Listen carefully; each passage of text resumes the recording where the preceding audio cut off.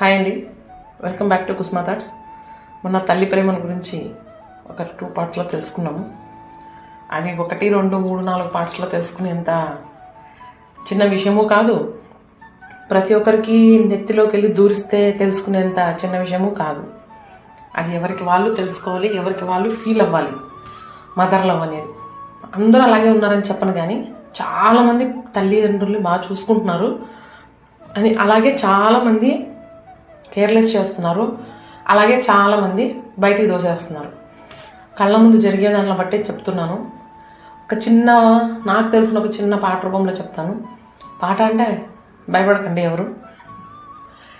అమ్మ అన్నది ఒక కమ్మని మాట, అది ఎన్నెన్నో తెలియని మమతల మూట, మమతల మూట.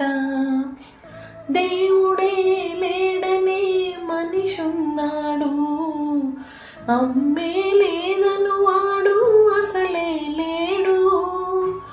దేవుడే లేడని మనిషున్నాడు, అమ్మే లేదను వాడు అసలే లేడు. దేవుడన్నా లేడని అంటారు, కానీ తల్లిని లేదు అని అన్నారు ఎవరు. ఇది జస్ట్ ఏదో నాకు తెలిసింది చిన్నగా చెప్పాను. ఎవరిని తల్లిని రెస్పెక్ట్ లేకుండా మాట్లాడద్దండి.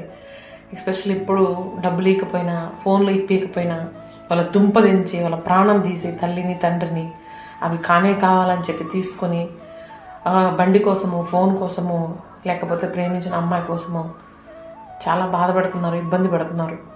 So please, boys and girls ఇద్దరికి కలిపే చెప్తున్నాను, ఆలోచించండి.